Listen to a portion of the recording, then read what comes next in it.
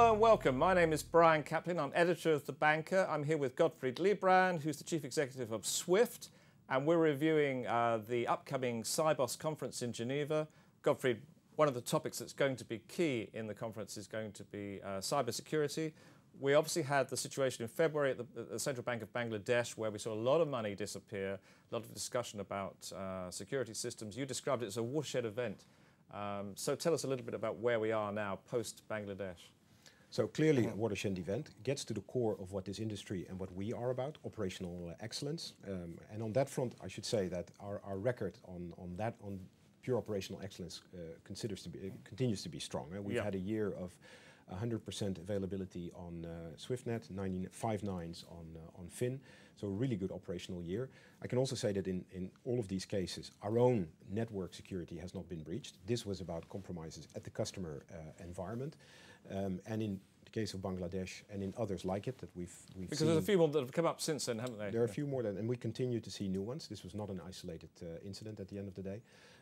We continue to see the same modus operandi, which compromise of the bank environment, finding their way to the systems that handle high-value payments, obtain the credentials one way or the other, launch fraudulent payments, and then avoid detection by altering the statements or other obfuscation techniques to delay detection. So that it all starts with a compromise of the customer environment. That makes this such a challenge for the industry because we're talking 10,000 users. And you can't be in every customer's office all day long. But you have come out with this new program, haven't you? Absolutely. Of sort of 5 key points. We've stepped forward with what we call the customer security program. Okay, so tell us what's in there. So what's in there is 5 streams. We're really launching it across the board. First stream is information sharing and forensics, where we share the details with our customers, indications of compromise that our customers can use to detect and secure themselves. Second stream is about the tools that we give, the software, enhancing the features of the software that we and competitors give to connect to the Swift network, two-factor authentication, detection capabilities, triggers, etc. Yeah. Third stream is around security practices and assurance. What do people need to do to ensure the security of their environment?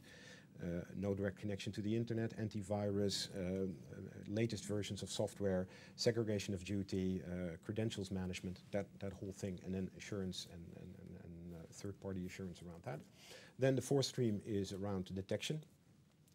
Detection, onboarding new customers, detection in flight, and detection, very important, afterwards in the reconciliation part, across the payment chain, right, yeah. The initiation bank, the network, and the receiving bank.